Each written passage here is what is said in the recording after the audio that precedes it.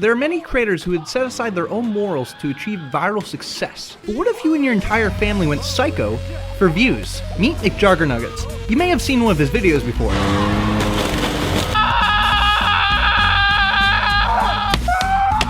The FBI got involved a week after that. We did Psycho Kid Gets Arrested. And they thought I did that video because I was making fun of them. So we're gonna take all these trophies. I'm gonna smash them. I got kicked out of the house. I've been cooped up here the last week. I've given a lot of thought. I'm trying to scare Dad.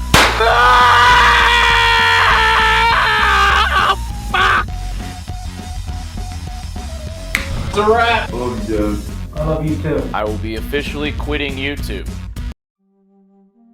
McJuggerNuggets, aka Jesse Ridgway, would see viral success after releasing the Psycho series, a vlog-style series where he'd face off against his dad over his passion for gaming and creating YouTube videos. He'd fool the internet, the police, and even the FBI into thinking these videos were in fact reality. And it all started with him uploading videos of his dad destroying his video games and electronics, eventually transitioning into daily vlogs after getting kicked out of the house. From there on, it'd start a trend where Jesse would pursue escape from his abusive father, but inevitably have things like his campground, RV, and gaming room destroyed by Psycho Dad, who demanded Jesse would get a real job or else the path of destruction would continue. As the series grew in popularity, controversy would surround his channel, with people claiming he was only doing these videos for the money and that he was manipulating his audience.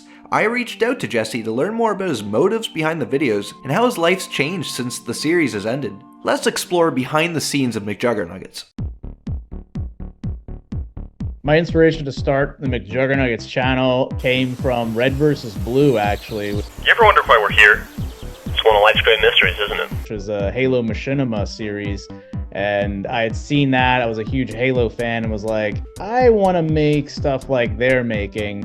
And so I just kind of started as a fun 14-year-old hobby, just making little Halo Machinima videos. And I was looking for just something. I was starting to think of YouTube as like a business. And I'm like, all right, what gets a lot of views? And I saw the freak out videos. Okay, my mom just canceled my brother's World of Warcraft account. I hate my life!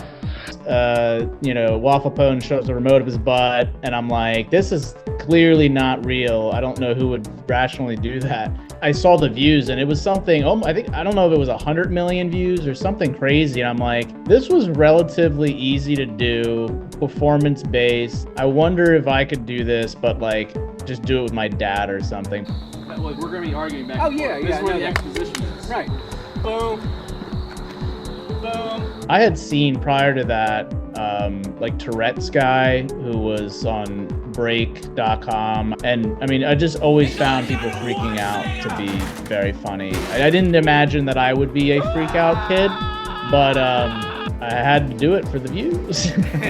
Psycho Dad Destroys Xbox came out, which was our first one. It didn't pop off overnight. It actually took a full year as it just slowly accumulated views. And I remember seeing it eventually hit 1 million views on that video. And I started thinking like, why haven't we done a follow-up to this yet? That's where it started to become sequelitis and like, let's just start making more of these. And we definitely hit something.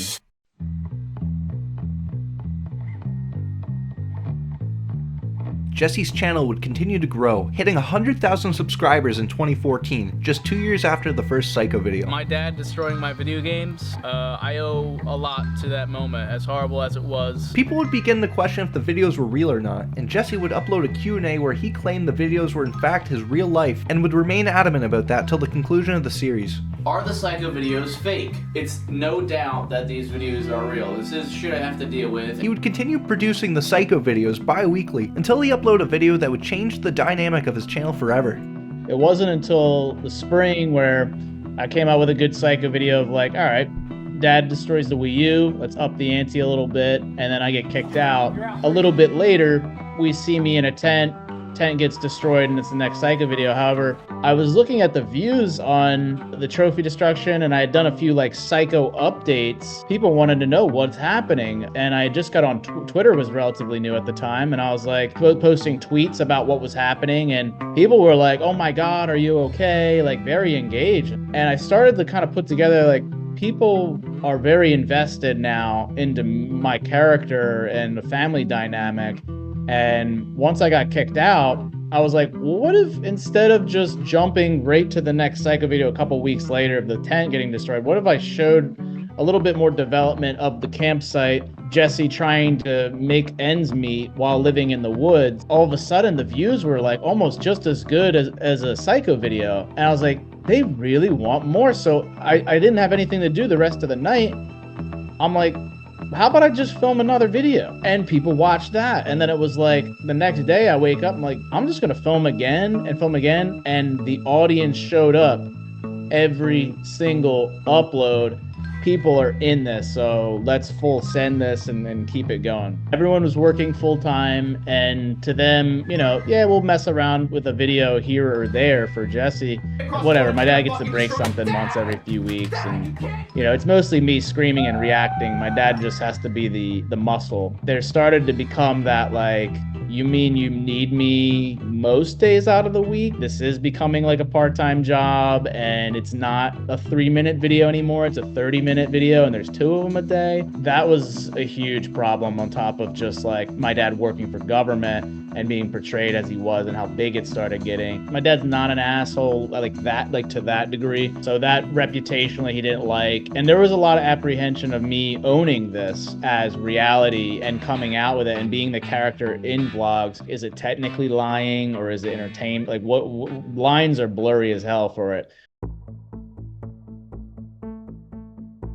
At the peak of the Psycho series, Jesse had established a fan base of millions of people, tuning in every day curious of what would be unfolding in the story. But despite how chaotic the series had become, some people would still view it as not fiction, but reality, and would result in people making phone calls to the local police. I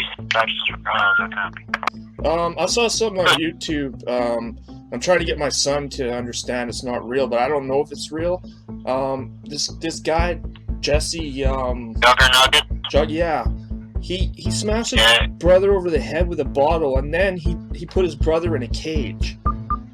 And if that wasn't bad enough, Jesse would eventually deal with something many online influencers fear: swatting.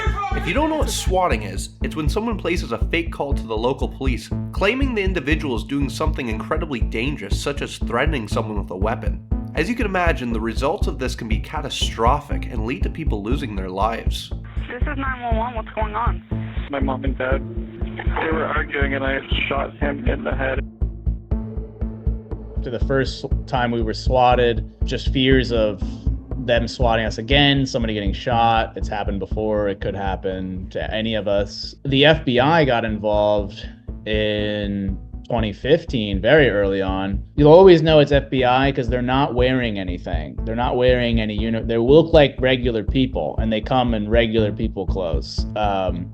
Cops are easy, you know, you're easily identifiable, but FBI, it's like all of a sudden you get an unknown number calling you, and it's like, oh shit. A week after that, we did Psycho Kid Gets Arrested, and that video came out, and the FBI saw it, and they thought I did that video because I was making fun of them. I was like, no, this was already scripted. This was how it was supposed to go. Schedule-wise, it just so happened you guys came into the scene when we did this. Now dealing with the local police and even the FBI, it brings the question, how would this series even be sustainable? And the answer is, it wasn't. With all these driving factors, it would lead Jesse to end the series. However, it was clear he wanted to end the series on a high note anyway. Once the case got in front of the Attorney General, me and my dad were thrown in an interrogation room in like, I think it was May of 2016. I was like, thank God we're ending this because it's starting to get out of hand. And my dad, we were worried about my dad losing his job and stuff. And I was like, I don't want to be the breadwinner right now for the family. At the pressure of like the Attorney General, police in our area, my family, my dad specifically, it was like we needed to end it June 2016 or it would have ended against my will.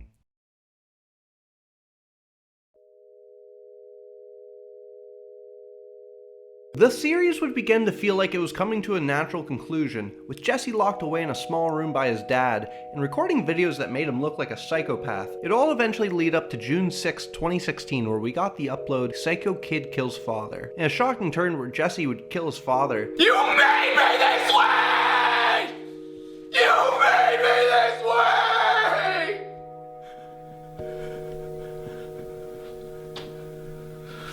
fans were left wondering what would be coming next, and if he would continue to upload at all. And the very same day, we would get the video, Psycho Kid Flees Country. In a beautiful finale to the series, it was revealed that Jesse had been in fact lying about this all along, but he wasn't trying to fool anyone, he was trying to entertain. With fans satisfied with the finale, it'd leave you wondering how the family felt. Huge relief, a lot of gratification of like, wow, we did this, it's beautiful. The ending, it just was literally like a pinnacle of life. Not only was it revolutionary in terms of how we told the story, but it was like such a real struggle for me growing up with that kind of conservative father trying to pursue this new age thing that's a little weird. I think it was just very cathartic. When I finished my monologue on the bed, it was definitely like I just bawled afterwards because, you know, it's a tragic story, it's a tragic ending, and I have that to live with. That still at random intervals in a given year, I'll think on it and feel bad that I killed my dad, and just weird shit, mental shit. With the culmination of the Psycho series, Jesse's most successful piece of work, it would leave many fans wondering, what's next?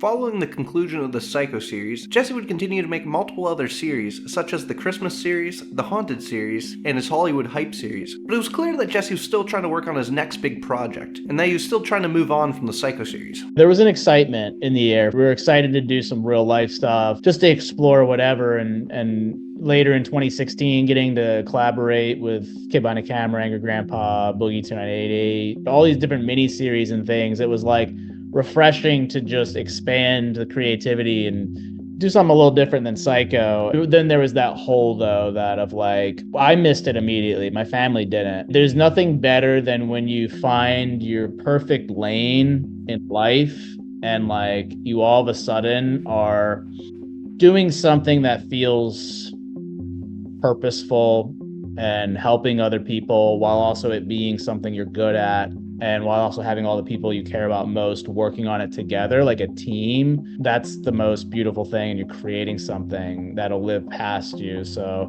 you know, I started to get a little bit unenthusiastic about a random real life vlog or a skit. It just doesn't hold that grand purpose and weight that the Psycho series had evolved to become. Where do you go from here, you know? And now that the cat's out of the bag and it was a character, is there still going to be that audience interest, or will there be some feeling of betrayal? Like, will they be like, oh my God, like he wasn't like this. I sympathize with, I cried for this kid. I sent bricks of messages saying that I, as a 15-year-old boy, was going through family stuff and he wasn't.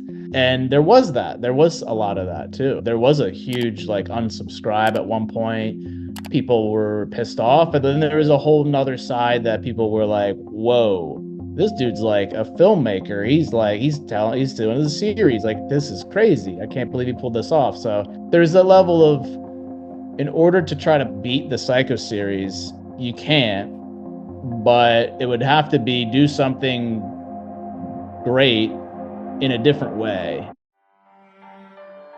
Just a year after the finale of the Psycho series, Jesse would release the first episode of My Virtual Escape. I was really excited for it because finally it was going to be a little bit more produced of a series, and I was excited to get everyone back together and commit to a longer project, because that's where the best fruit comes from, is the tree that's been planted and grows over the course of many years. It proved he was not only a great storyteller, but could differentiate his content for the future. However, despite how well My Virtual Escape was received, 2017 would be one of Jesse's worst years on YouTube. 2017, Apocalypse. Revenues dropped by 90%. Just the simple decision to use the F word in a lot of videos. I felt like Psycho series, how could you have it all be so crazy without cursing? That unfortunately killed my channel in the algorithm. My Virtual Escape, I would say 80% of the series is demonetized. I only lost money on MV to the tune of 70, 80 grand or something. Originally, My Virtual Escape, we were going to sell it to Verizon. They were going to buy it for $2 million. We were very close to finishing the deal. Verizon all of a sudden announced layoffs, and they were shutting down their Go90 platform. and it left me to scramble. I'm like, well, I'm not about to do it on YouTube because I'll make nothing. And Brian and I had a writing app at the time, StoryFire. Brian, who worked on a documentary together, and I was like, yo, can we build video out on StoryFire? Basically, StoryFire became a hedge against YouTube for any edgy creators.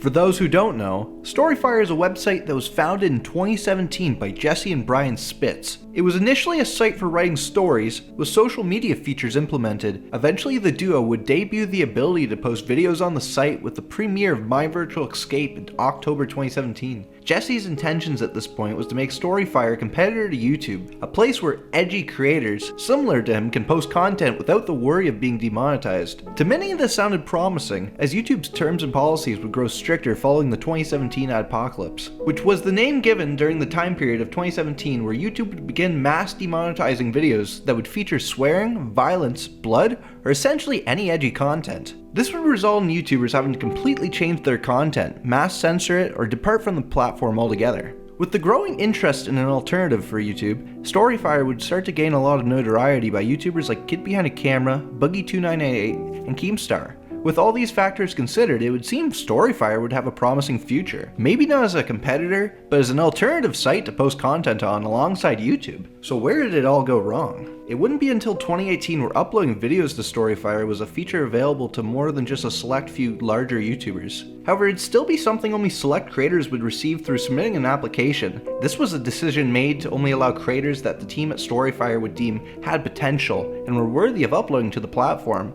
This would leave some people to feel that StoryFire was not widely available to people, and made the site feel more exclusive and restricted. The site and app would also be widely criticized for being extremely buggy and missing key features you'd expect from a platform similar to YouTube. And while that's expected when facing off a multi-million-dollar company, people would start to view StoryFire as unfinished and rushed. Despite all these things, StoryFire would still seem to have a positive future, as many big names on YouTube would begin uploading on the platform, slowly bringing in more and more audiences. But in 2020, StoryFire would face its greatest challenges yet.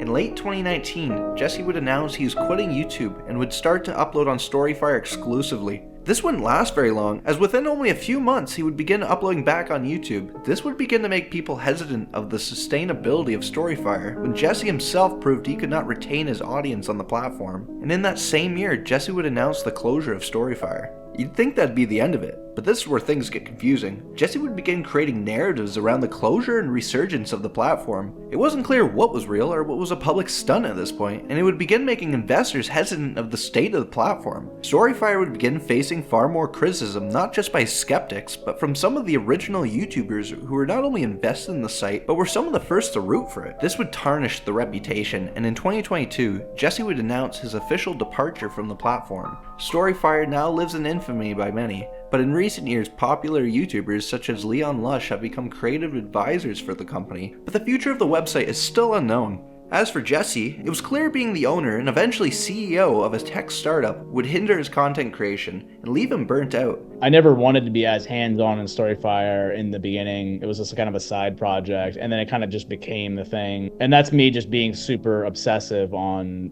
everything. But yeah, my creativity and all those things kind of waned over the years, and just became more business driven, which I learned is not something that brings me happiness. And I find it is an arc that most creators have to go through. Eventually they keep turning everything into businesses and side projects, and then they forget why they originally were doing all this. After StoryFire, it's hard not for it to feel like it was a failure, and the only way to rationalize it in a person's brain is to think, what did I learn from this? And learning of make sure you know who you trust and what you really, really, truly want. It's hard not to punish yourself in a few different ways. It can kind of suck the wind out of the sails confidence-wise and make you kind of question decisions and whatnot. StoryFire really was I was trying to use it as my life raft away from YouTube because I was already so burnt out.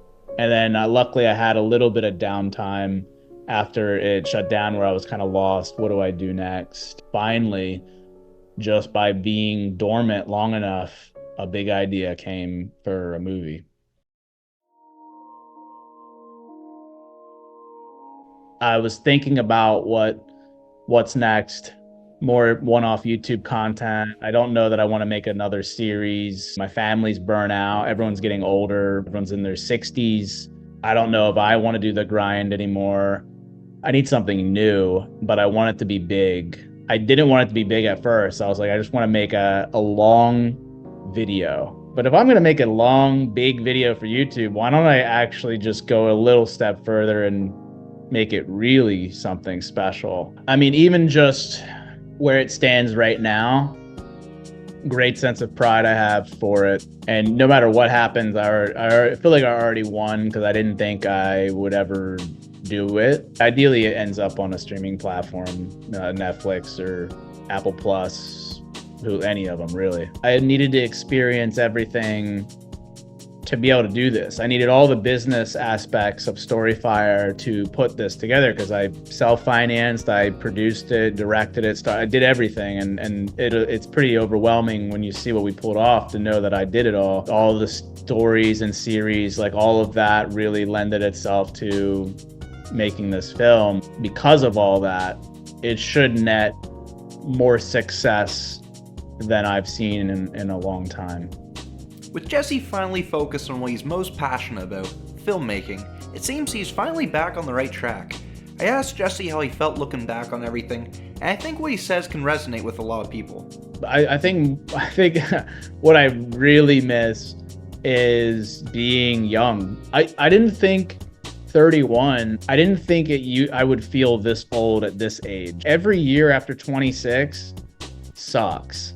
I also think I just wore and tore too much of I like compressed a couple lifetimes into one decade. I do know after this movie is done, I want to get back to YouTube, but I'll probably need another long ass hiatus or something because once everyone sees the movie, they're gonna be like, Jesus Christ, like what the hell is going on with this guy? I miss the second series dearly. I miss that time period on YouTube. I just miss how the world was and how the world felt. It just felt like everything was just brighter and happier, and maybe that is nostalgia just overriding everything, but I think most people would agree that that time period was special. I do want to return to content way more than I've been in the last year because I haven't really put out much. Really, my main focal point has been on just getting my health better, getting my family's health better. Because I've done so much dark stuff, I do want to do more lighthearted stuff that, you know, maybe might not algorithmically do well, but we'll enjoy making it and there'll be fans that support it.